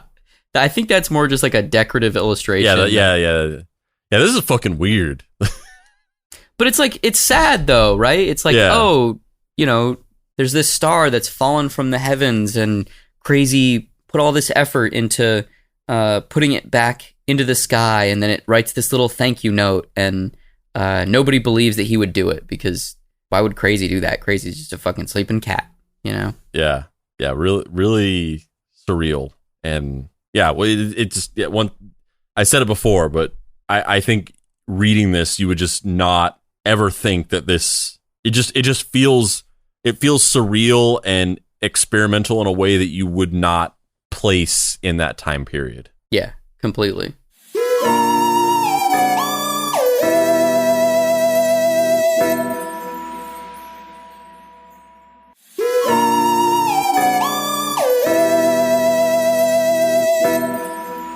Act 3, Language is that we may misunderstand each other. Though Krazy Kat was praised by critics and intellectuals of its time, it was far from popular. In fact, it only ran for so long because William Randolph Hearst himself was allegedly such a fan of the comic that he wouldn't let anyone cancel it. It is probably safe to say that the biggest reason Krazy Kat didn't resonate with the general public was the language. Herriman often wrote words out phonetically, giving the characters a whimsical dialect as they spoke in poetic puns. Readers often struggled to even decipher the wordplay or simply saw the strips as nonsensical, rating them poorly in the newspaper's popularity polls, and even sending letters to the paper to complain about its bewildering nature. People also sent in their complaints regarding the way Krazy's gender would ebb and flow from panel to panel with a bold fluidity. Herriman would retaliate to these complaints by having various characters directly question Krazy about their pronouns, only to have Krazy respond with some unbothered variation of, quote, "I am who I am," which is, once again, I keep hitting on this, but that's nuts that this was being dealt with in this way in like the 1940s, 1930s, 1940s, whatever later time period of this comic was. Yeah, I mean, we talked about it early in the episode too. Like it's so cool that it has this weird, and I think that's kind of the stuff that I didn't really get too, because it's so sophisticated that I didn't really. The backgrounds changing really fucked with me when I first started reading Krazy Kat, because I was like, this doesn't make any sense. The characters just like jump around. Like, you know, even in that last strip that we were analyzing, in the last two panels, Krazy's sleeping on the ground, and then in the next panel, he's sleeping in the ground in the same position, but now there's a tree next to him, and the background vista is completely different, and there's a road. And it initially reads as incompetent. Like, bad faith, it reads as like, oh, this guy dashed this fucking comic strip off really quickly, and like it's not constructed with thought or meaning behind it. Where in actuality, I think, quite frankly, some of it is that, but some of it also is very well considered and about like the transitiveness of life and how our surroundings don't define us, and how the trappings that society and the world foist upon you don't need to shackle you if you don't let them. Yeah, well, and I think there is some aspect of it that was like he was doing a daily strip. He was doing a comic a day, and he wasn't like a formative powerhouse in the same way that like a Winsor McKay was. So part of it was him just being like, I just gotta fucking figure this shit out, and just it's this stream of consciousness thing where I'm sure some of that stuff really was just him like, oh fuck, like I gotta get this done, like, oh, there's a tree now, fuck it.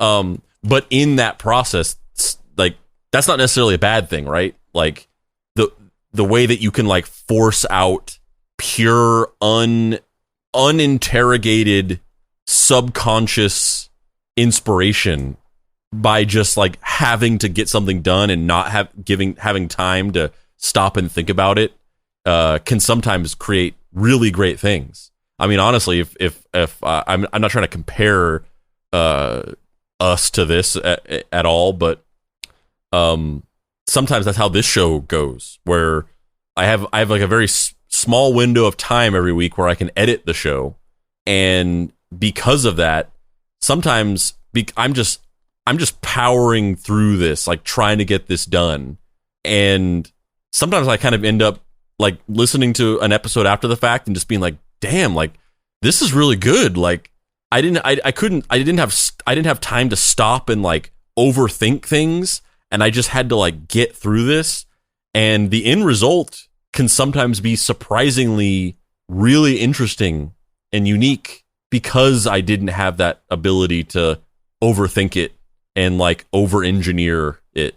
And I think that can be true in the writing as well, but I especially experience that in like the editing, where it's like I'm up until like I'm sitting there at like 5 o'clock in the morning just being like, oh, I'm almost fucking done and I can go to sleep or whatever. And in that process, some really interesting things can happen, where it's almost like some subconscious thing bypassing my conscious mind and like coming out in the work in a way that I wouldn't consciously be able to do. Yeah, totally. I mean, I think that even happens sometimes with, you know, the way that you and I experience life. You know, you say yes to things that you shouldn't say yes to. You go on trips to secret cabal-controlled islands or black market techno firms in, distant continents, because you're kind of like, well, I guess this is what we're doing right now. I gotta fucking do this. I can't say no, I mean, we don't need to pay rent that badly. We have fucking 9 roommates. We don't need all of these motherfuckers, but, sometimes you just gotta say yes to Freddie coming and staying with us, Despite this disconnect in understanding, fans of the strip are quick to argue there is a clear love for language present in Herriman's. Bill Watterson encapsulates Herriman's peculiar use of language best by saying, "As the artwork is poetic, so is the writing. Krazy Kat's unique texture comes in large part through the conglomeration of particular spellings and punctuations, dialects, intermingling of Spanish, phonetic renderings, and alliteration. Krazy Kat's Coochinino County not only had a look, but had a sound as well.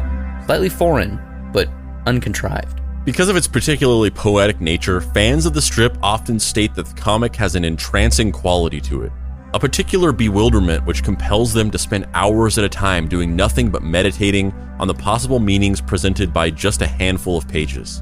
Krazy Kat is not a comic that people necessarily have nostalgic attachments to, nor do fans tend to be wholly obsessed with the strip. Instead, Krazy Kat is a treat for those who wish to study it. It grips its fans through a more visceral sort of attachment, showing them how much humanity can be found within such an unconventional world. And I think that that definitely has validity. In researching, I kind of saw a common theme, which basically you reiterated, which is a lot of the fans of Krazy Kat, and I think this is probably to do with why it wasn't popular, particularly at the time. Well, it was popular, but then it got unpopular because it just stayed around and people were like, we fucking hate this! Yeah. Go away!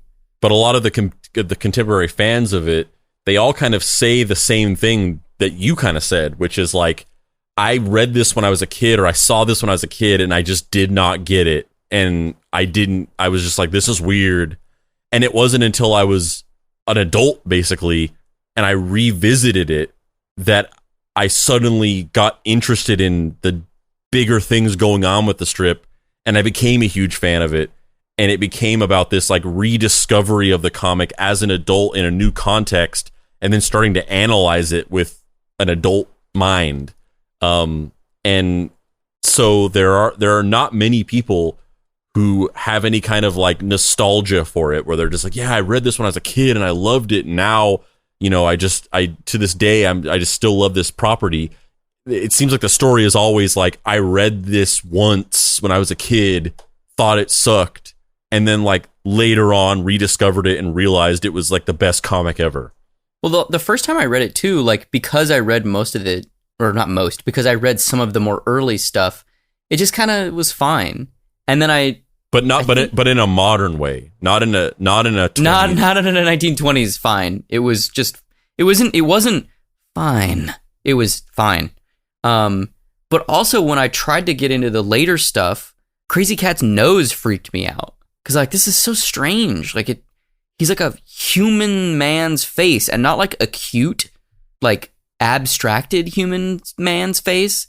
Just a creepy old man's face, stapled to this cat body. Yeah. I was I don't like this. Yeah, it went in the opposite way of Garfield, where Garfield started out as this weird kind of blob character, and over time he made it, Jim Davis made the character cuter and more. Jim Davis's ghost artists made it cute. Oh yeah, but they made it cuter and more appealing to a broad audience, and then a lot of the popularity was Garfield was this active feedback loop of we are crafting this thing to be appealing to the widest audience possible until it becomes one of the most popular comic strips of all time. And this was the opposite of it, where it's let's make it fucking weirder and creepier and just really alienate these motherfuckers. Yeah. Yeah. Anybody under the age of 8 is going to shit themselves when they see this. So Dave, what are your final thoughts on our man George Herriman and the wacky world of Coochinino County? Is that what it is? Yeah. Mm-hmm. I think my final thoughts are, My final thoughts are something along the lines of that the story of George Herriman is a reminder that life is rarely what it seems. I think there's a kind of jaded approach to a lot of things that happen today where your snap judgments and hot takes and instant knee-jerk impulses are rewarded in our culture currently. Whoever the person who screams the loudest is the person who gets the most response, not the person with the most thought and considered opinion. And this isn't some like rant against fucking cancel culture or some shit like that. That's not what I'm talking about. I'm just talking about like, in thinking about George Herriman, who made a thing that I did not connect with at all. But then once there's this little secret key piece of information, everything about his body of work is redefined in a new and quite frankly fascinating light. And I just wonder what that piece of information is for other artists that I don't like. Like, I'm sure there's a secret key to Michael Bay, Like, I'm sure in the Michael Bay biopic that's going to come out in 3033, I'm curious what the Rosebud moment is for him, because once you know that the Rosebud moment for Herriman was this kind of closely guarded racial identity, it redefines everything and his whole work has a new meaning to it. And I'm so curious if there's a secret key to that for other creators that I don't like or creators that I do like. Like, imagine if you found out that Michael Bay's mother died in a fiery car crash and he witnessed it. And so every time he makes one of those shitty Transformer movies where it's just like silverware punching itself for 2 hours, it's him trying to unpack the trauma of witnessing the person who gave birth to him die in a fiery wreck before his eyes. I don't think that's true, but like, imagine if that was the case. All of his work would be so much more interesting and would actually say something personal about the man. And so for me, I guess the kind of lesson of this episode or something, the kind of thesis is like, I think it's easy to write off people working in commercial mediums as being a hack or being there just for the paycheck and being there, to pay bills because, comics in the 1920s and 30s were a commercial medium. But it takes a lot of effort to do these things. Any type of creative endeavor, even if it's fucking Michael Bay.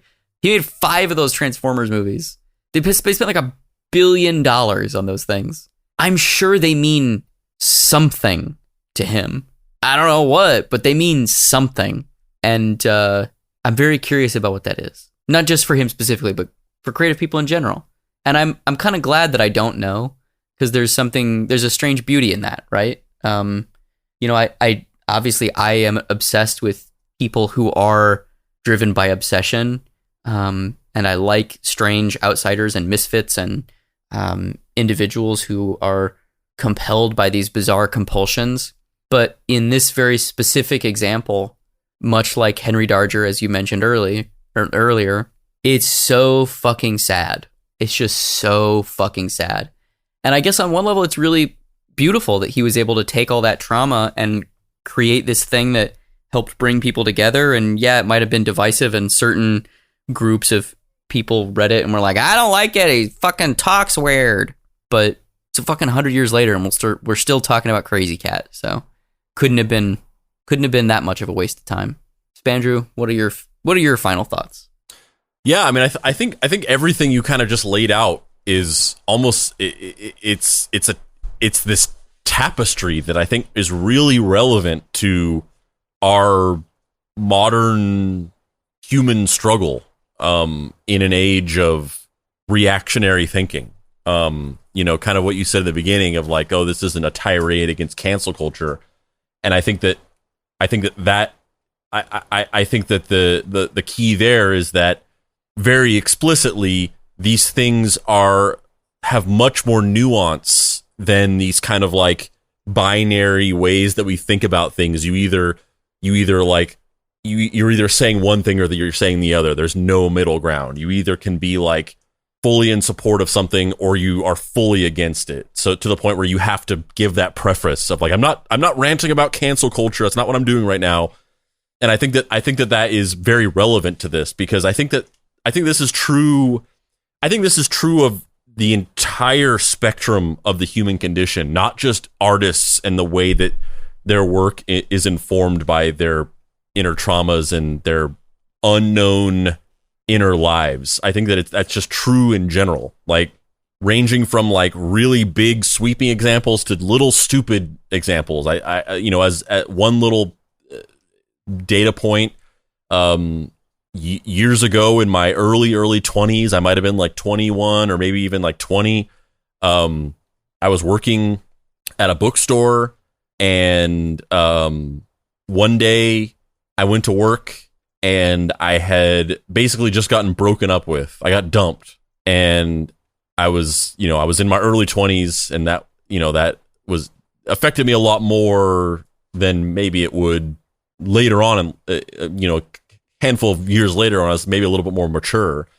And I went to work and I was kind of depressed, and this thing that just happened to me, the shirt I put on was like wrinkly because I just like didn't bother to like get a non-wrinkly shirt or like iron my shirt or whatever it was. My hair was kind of messed up. I was in a bad mood, and I was depressed because this thing just happened, and I looked disheveled. And I happened to talk to a secret shopper that day. That, if you're unaware, in retail stores, they send in secret shoppers, which are these people that work for these independent companies. They come in, they go through the process of buying something. They basically simulate what it would be like for an actual customer to go into a store and shop. So they talk to an employee, they ask them questions, they get them to help them find something. They get the thing, they go through the line, they pay everything, and then they essentially write up a report on that experience. They're like narcs. They go and they're just like, well, I went to this Borders and talked to X person, and they were very unhelpful or whatever it was.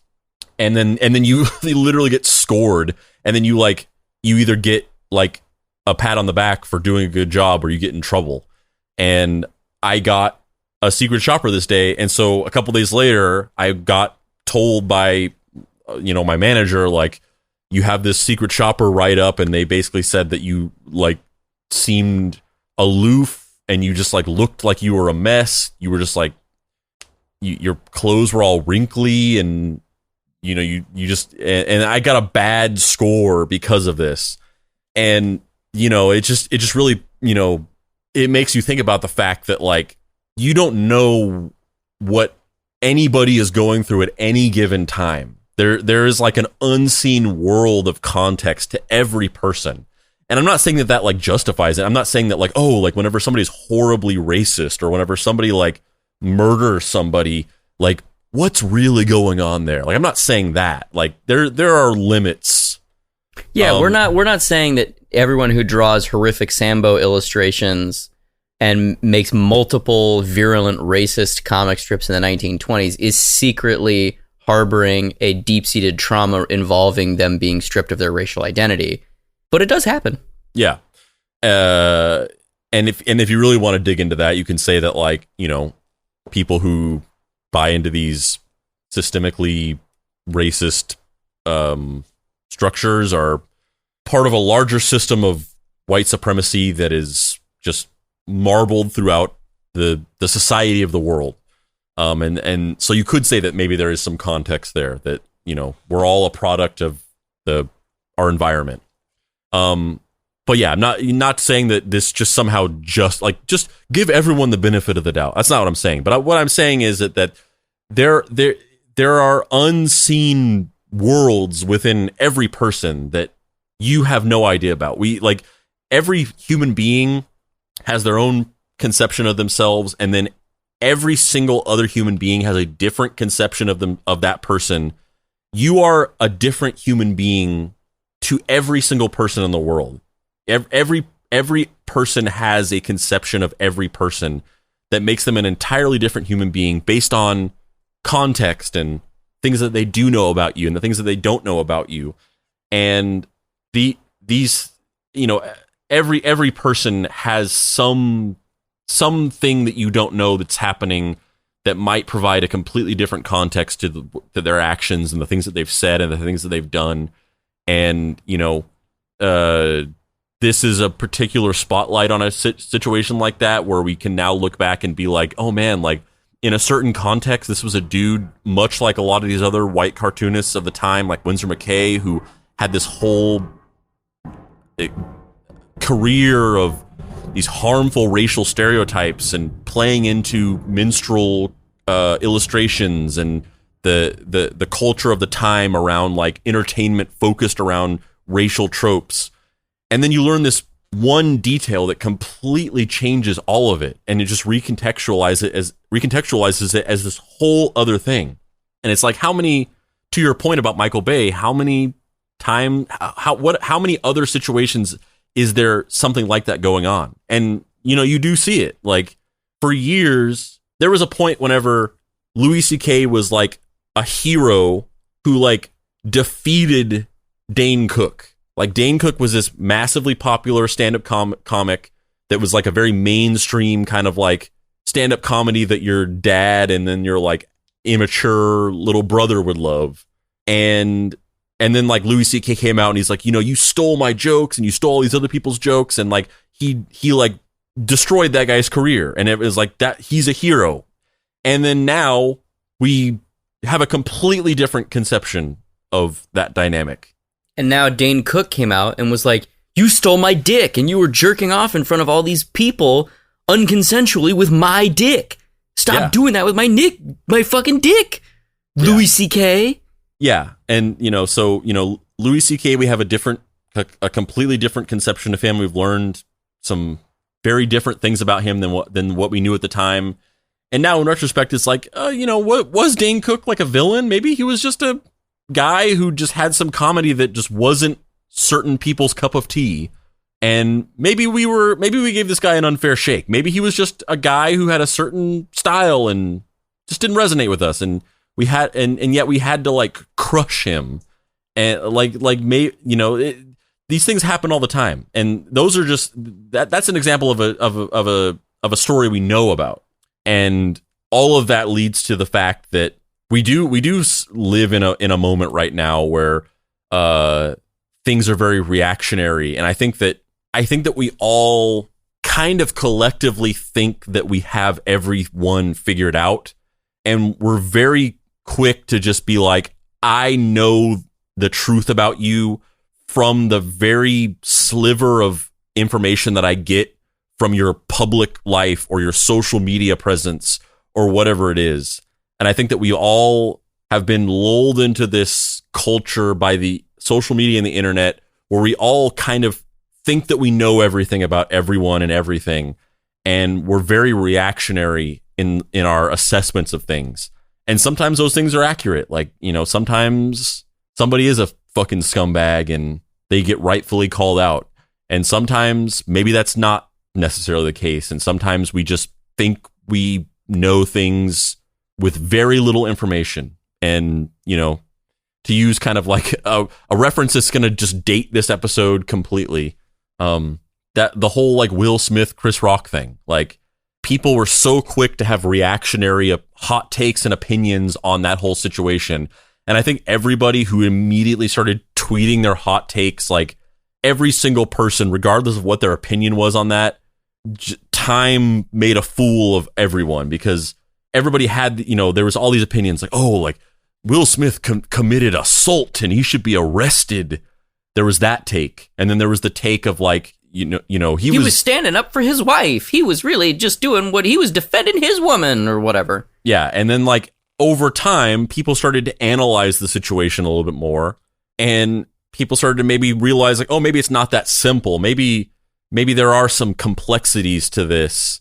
And, maybe like it's certainly like unprecedented for a person to just get up on stage and slap a man in front of like millions of people. But maybe it's not like he should go to jail for it. Like maybe that's a little extreme.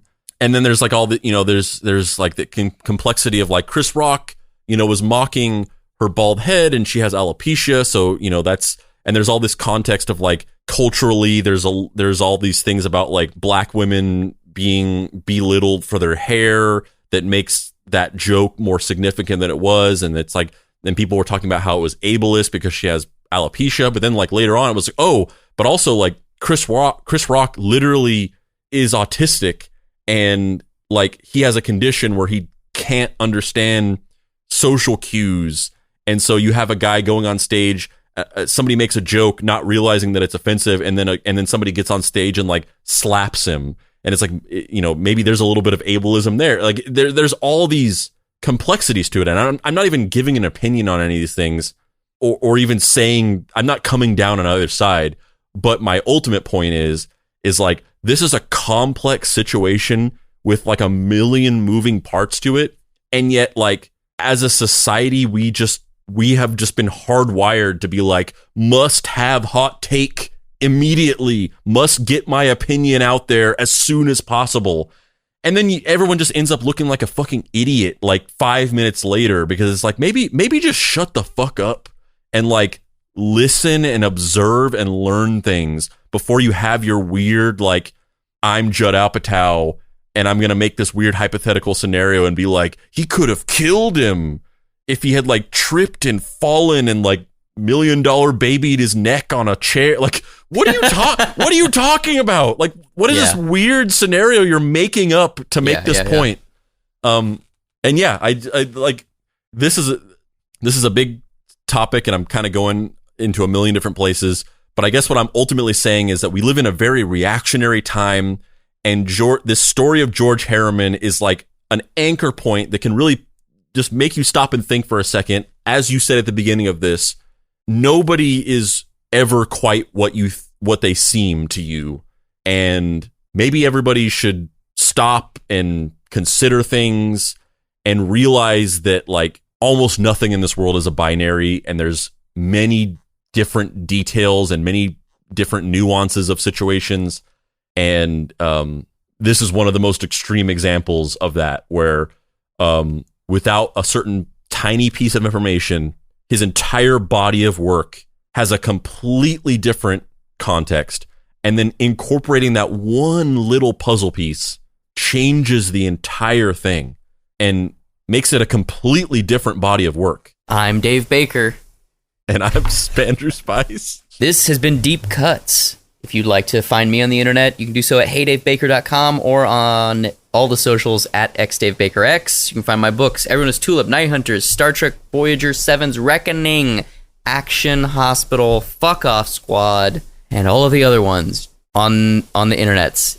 Spandrew, where can people find you?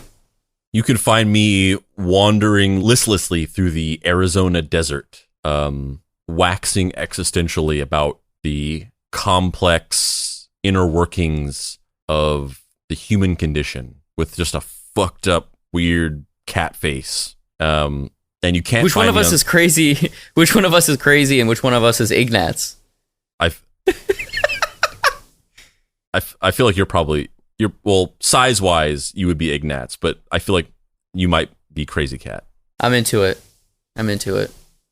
And you can't find me on social media because I don't use social media. But if you want to pay your respects to the dear beloved Papa Pricey, you can go to his website, dapricerights.com, where you can get his book, Deadbolt AI Private Eye. You can also follow us on social media, on Facebook, Deep Cuts Podcast. You can join our Facebook group where we talk about the show and make memes and other discussions. The Deep Cuts Podcast Facebook group. You can follow our Discord server where we also talk about the show and make memes and talk about other things. And you can go there by going to bit.ly.com/deepcutsdiscord. You can follow us on Instagram at deepcutspod, TikTok at Mystery Treehouse.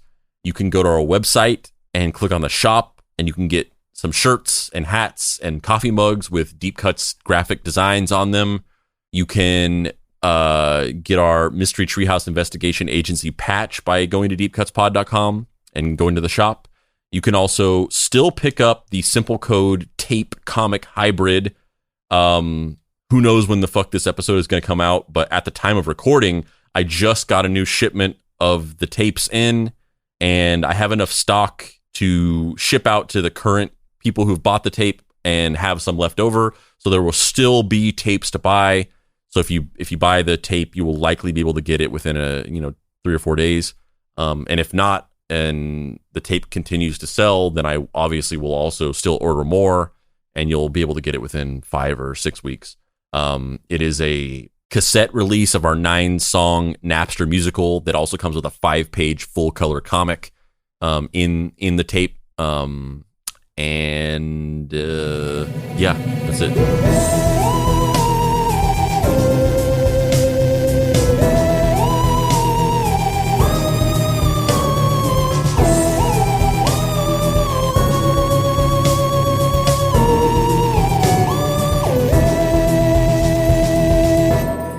Deep Cuts is a production by Boy Genius Media. If you'd like to find this show and others like it, please visit boygeniusmedia.com or deepcutspod.com. If you want to join in on post-episode discussions, please join the Deep Cuts Podcast Facebook group. Finally, subscribe to our YouTube channel for additional video content. The incidental music for this episode was created by D. Catalano, whose music can be found at wekeepoddhours.bandcamp.com. The George Herriman episode of Deep Cuts was written by Armand Saheli. If you have a penchant for fascinating true stories and deep research and are interested in writing for the show, email us at andrew@boygeniusmedia.com.